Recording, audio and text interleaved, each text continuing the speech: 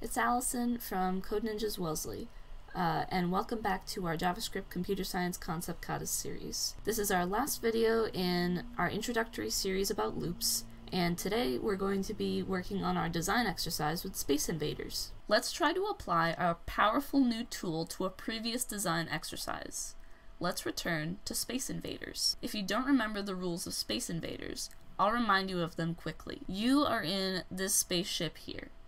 This army of aliens is approaching you, moving side to side and slowly closer to you. Aliens randomly drop bombs, which you can dodge or hide from behind a fortress. You can fire lasers at the aliens to destroy them. Lasers and bombs damage the fortresses, which can eventually be destroyed. The object of the game is to stay alive as long as possible as more aliens spawn. In the previous video, we talked about how we might check certain conditions of the game, what variables we might want available to us, and what operators we might use to check conditions or progress gameplay. Let's reassess our design now that we have loops in our toolbox. As we talk about different aspects of the game, write down any hypothetical variables that we discuss, so we know what values that we have to keep track of. Think about which checks and actions need to happen before others. Sketch your ideas out on a piece of paper, and feel free to pause the video whenever you need it. Adding loops and reasoning about the order of events adds a lot of complexity into this exercise, so take as much time as you need. Let's get started thinking about our looping Space Invaders game. We know now that our code should be structured around a game loop, and that one execution of the game loop happens many times a second. Think about the game loop as a while the game is running loop, and all of your checks and actions sit in the code block that executes on every iteration, or every time the game generates a new frame. What are those conditions and actions? Let's list them out. We should be telling the aliens to move. All of the aliens move together, so maybe we could use a smaller loop to move each alien individually by the same amount.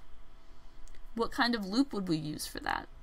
I think I'd use a for loop, because the loop counter variable would help me count how many aliens I've already moved. We should be listening for presses of the keys that the player will use to move their spaceship or shoot, and then moving the ship or firing based on which keys are or aren't pressed.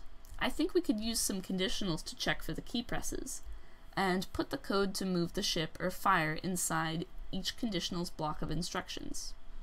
Should we use several ifs, or a sequence of if, else if, and else? I think we should use a series of ifs, because we want the computer to be able to possibly execute all of the conditional instruction blocks, not just one.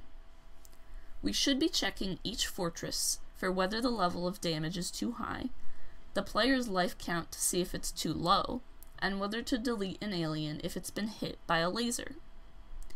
Those sound like another series of if statements to me. Try writing a conditional statement for each if. What operation would you need to perform? Which operations create a true-false value and so are okay to use in a conditional statement? Which variable would you be checking in each statement? How is that variable updated? We should be checking whether the player or any aliens are moving off of the screen.